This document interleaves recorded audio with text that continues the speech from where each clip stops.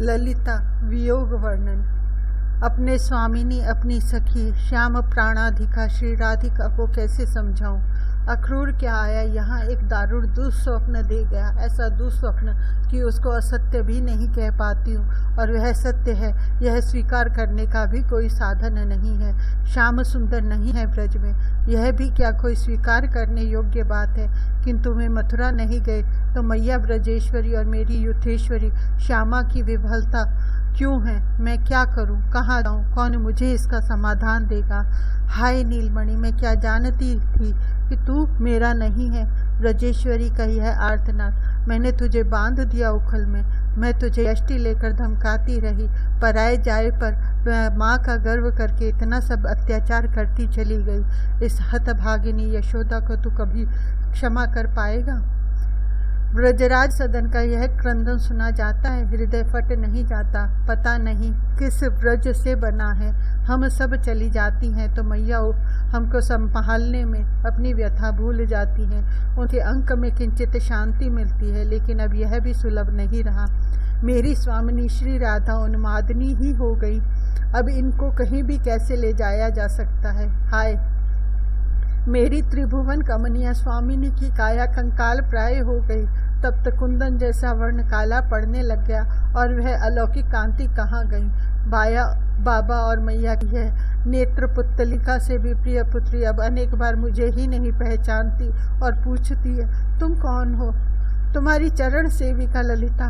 मैं मर जाती तो यह तो नहीं कहने का समय आता, किंतु मर भी नहीं सकती। इस स्वामिनी को संभालेगा कौन। यह तो अब अपनी भी सुधि नहीं रखती, मुझसे ही पूछती है मैं कौन हूँ। बृहत्सानुपुर के स्वामी वृषभानु बाबा और कीर्ति मैया कुमारी श्री राधा, मैं ही इसे यह बतलाने को बचने वाली थी। राधा कौन। यह तो ऐसे पूछती है जैसे किसी बहुत अपरिचित के संबंध में सोच रही हो। श्याम सुंदर की सर्वस्व श्यामा। मुझे अंततः मन मारकर इसे सावधान करने को यह भी कहना पड़ा।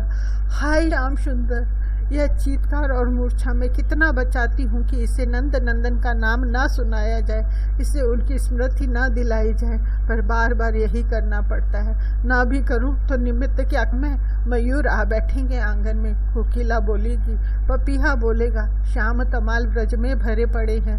आकाश में मेघ आवेंगे ही, कोई संपूर्ण पृथ्वी से पीत वर्ण और नील वस्तुओं को बहिष्कृत कर दे सकता। मेरी यह उन्मादिनी सखी नन्ही पीली तितली भी देखती है तो दौड़ पड़ती है। यह रहा उनके पटुके का छोर। अब मयूर, मेघ या श्याम तमाल देखकर वे आगे कहकर दौड़ पड़ना, वृक्ष से लिपट जाना। अनेक बार इसके सुकुमार अंगाहाथ हो चुके। इसके ये नव खिसलय कोमल चरण और रात्रि के अंधकार में भी उठकर दौड़ पड़ती हैं कानन की ओर। सखी, वायु में तुलसी की गंध है, वे आ गए, मुझे पुकार रहे हैं। तू सुनती नहीं, वंशी का स्वर पुकार रहे हैं मुझे। इनके विशाल लोचन सूखने का नाम ही नहीं लेते। शरीर में इतना स्वेद आता है कि वस्त्र अनेक बार बदलवाने पड़ते हैं, जैसे संपूर्ण मेद सिद्ध बनकर बह गया। कदम्ब पुष्प के समान कंटकित काया उत्थित रोम रोम, और चाहे जब अंग अंग पीपल पत्र के समान कांपने लगता है। यह मूर्छा अब आती ही रहती है। यह सब न हो तो चाहे जब उठ भागती हैं वन की ओर। दिन रात किसी समय की सुधि नहीं। हम सखियों को भी कम पहचानती है। वन के विषम कुश कंटक भरे पथ में कुंजों में पागल बनी पुकारती दौड़ती हैं। प्राणनाथ प्रियतम। बाबा बार बार अश्रु भर लेते हैं। मैया हम सबकी मनुहार करती रहती है। उनकी यह हृदय निधि हमारी सर्वस्व। हम इसके चरणों को छोड़कर पृथक कैसे रह सकते हैं। हमें लज्जित करती है मैया की मनुहार। हमारी सबकी यही तो जीवन है। यह है तो हम हैं। अभी कल यह कानन में मूर्छित हो गई। मैं कब गिरी मुझे पता नहीं। विशाखा ने कहा था ललिता स्वामिनी गई। हाय, हमें सदा को छोड़ गई। सुनने के पश्चात क्या हुआ मैं नहीं जानती। सुना पीछे की चंद्रावली जीजी आ गई। हम सब समझती थी कि वे स्वामिनी से स्पर्धा रखती हैं, किंतु इस विपत्ति में तो वे स्नेहमयी सबको सहारा देने लगी है। कितनी अपार शक्ति है उनमें।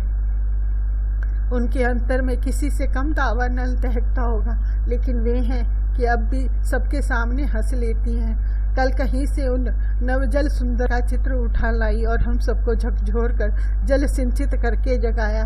स्वामिनी को सगी अनुजा के समान अंक में लेकर बोली, बहन देख तो यह कौन है, तनिक नेत्र तो खोल। स्वामिनी ने तो नेत्र खोलते ही समझा कि वे हृदयहारी सचमुच ही आ गए। मान करके मुख फेर कर बैठ गईं। हंसकर उन्हें चंद्रावली जीजी ने हिलाया और बोली, बहन तू क्या हम सबको मार ही देना चाहती है? तू नहीं रहेगी तो वनमाली ब्रज की और झांकेंगे भी नहीं। तू ही हम सबकी आशा है, हमारी प्राण है। कितनी उमंग से, कितनी तन्मयता से, कितने प्यार से बनाया होगा वह चित्र उन्होंने।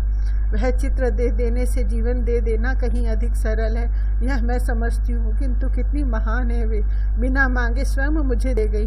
ललित तू इसे रख ले, मेरी इस बहन को इसकी बहुत अधिक आवश्यकता है। इसे बचा किसी प्रकार, यह बची रहेगी तभी ब्रज बचेगा। स्वामिनी तो चित्र लेकर तन्मय हो गई, उसी की मनुहार श्रृंगार में लग गई।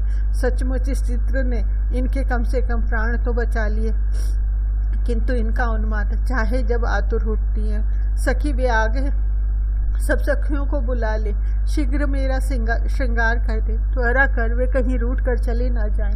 हर्ष से विह्वल आलोकमयी पुलकित स्वामी को सजाते, सखियों को पुकारते, निकुंज में सुमन श्रृंगार करते ही मेरा हृदय कातर क्रंदन करता है। हाय यह हर्ष, यह उत्फुल्लता जो इनका सहज स्वरूप है, अब उन्माद का स्वप्न बनकर आई है। यह स्वप्न भी कितने पल का।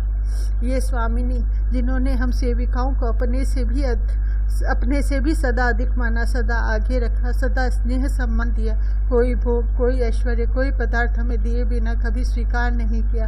अपने सर्वस्व उन मयूर मुकुटी के प्रेम में भी जो सबको भाग देती रही, जिनके संकेत से, जिनकी अनुकंपा भरी अनुनय के कारण ही वे हम सबको सानिध्य दान करते थे, वही स्वामिनी उन्मादिनी है। ललिता सुखी होती यदि यह दिन देखने से पहले मर सकती, किंतु स्वामी की इस अवस्था में देखकर मरण की कामना भी अत्यंत कुत्सा हो गई है। वे आ रहे हैं, ये चाहे जब वंशी ध्वनि अथवा उनकी अंग गंध आने का अनुमान करके स्वयं स्नान करने लगती है, माल्य ग्रंथन करती हैं अथवा अंग राग लगाने लगती हैं, उनके स्वागत को आतुर हो उठती हैं। बहुत अल्प क्षण आते हैं ये, अन्यथा इनके उत्तप्त दीर्घ श्वास, अजस्र अश्रु और स्वेद धारा रात्रि में शशि ज्योत्सना में चित्कार करती हैं, सखी कहीं दूर ले चले, इससे अंधकार अधिक अच्छा है। वे नहीं है तो यह गरल बंधु अब विष वर्षा करने लगा है।